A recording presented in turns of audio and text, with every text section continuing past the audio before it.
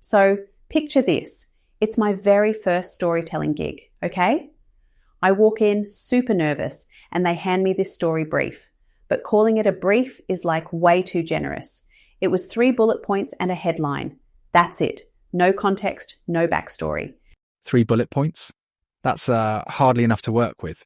What did you do? I panicked for like a solid 5 minutes. But then, okay, this is where it gets interesting. I just started making stuff up.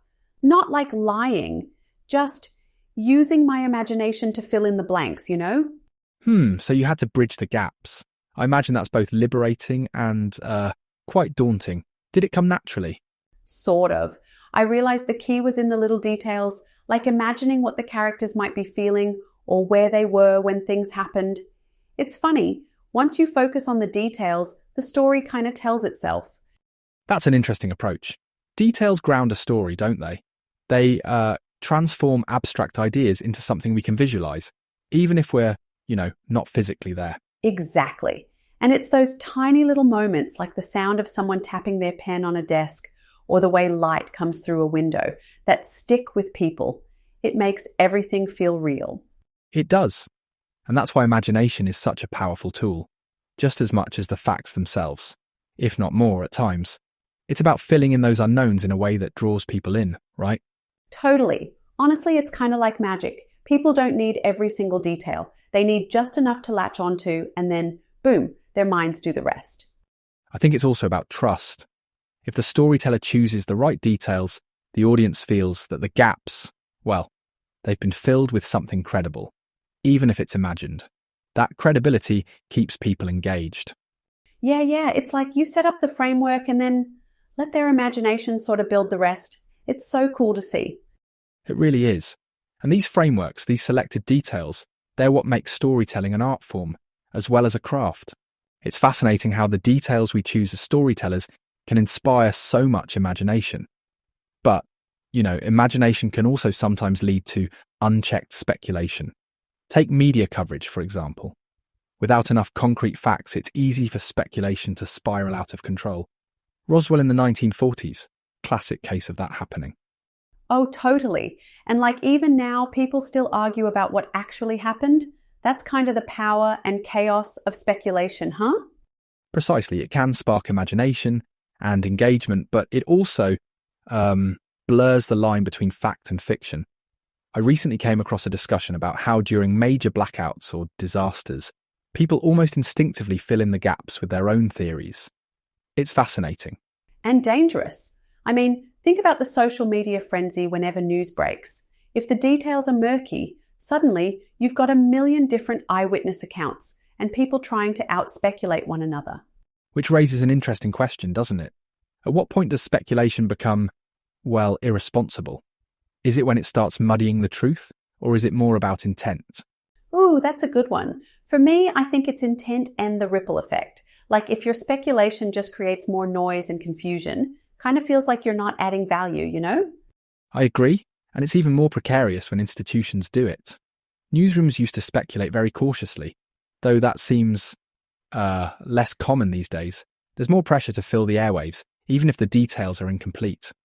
Right? It's like there's this rush to be first instead of being accurate. Sure, speculation grabs attention, but at what cost?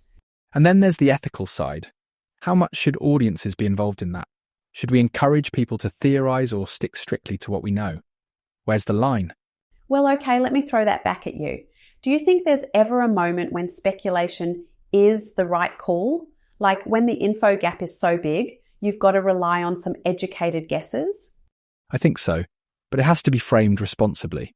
Context matters, as well as intent. Educated speculation, where you're transparent about the gaps and the reasoning behind your guesses, that can actually enhance understanding without misleading. Yeah, like giving people the pieces but saying, hey, this is, just one way they might fit together.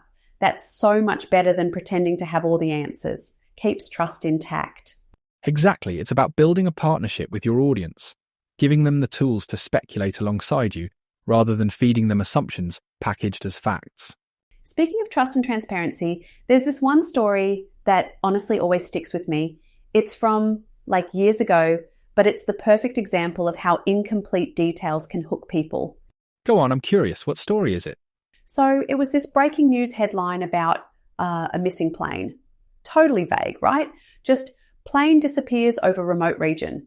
But somehow that headline sparked this massive global buzz. People were speculating non-stop. Yes, incidents like that really highlight the power of a compelling gap in the narrative, don't they? That absence of information almost demands people to fill it in themselves. Exactly. And the media ate it up. No one knew what actually happened, so every theory, from like aliens to sabotage, was on the table. People wanted to solve it themselves. It's fascinating, though, how theories can evolve alongside new clues. Speaking of which, this is where AI seems incredibly useful. I mean, it excels at finding patterns in fragments, doesn't it? Totally. Like, imagine feeding AI all those scattered bits of evidence, geolocations, flight data, eyewitness accounts, and letting it piece together, potential scenarios way faster than humans could. Precisely. But it's also about working alongside the AI, right? It offers possibilities, but we still need human intuition to evaluate them properly. Oh, for sure. AI is like an assistant. It helps us focus on the good stuff without getting lost in the noise. But it's still up to us to connect the dots in a way that makes sense to, actual people. And I think that's the heart of what we've been saying all along. Whether it's incomplete facts or AI-proposed ideas, storytelling is always about connection. To the details, yes, but also to the human story behind them. It's like we get these shadows, right? And it's up to us to figure out what casts them. AI shines a light on parts of the picture, but it's our job to step in and tell the whole story. That's such a vivid way of putting it. And it's been a fascinating conversation unpacking all this. The gaps, the details, and the role of imagination and AI. Yeah, absolutely. I've loved diving into this with you. It's such a fun space to explore. And on that note, we're wrapping up for today. Thanks everyone for joining us again. We'll see you next time. Bye. Catch you later.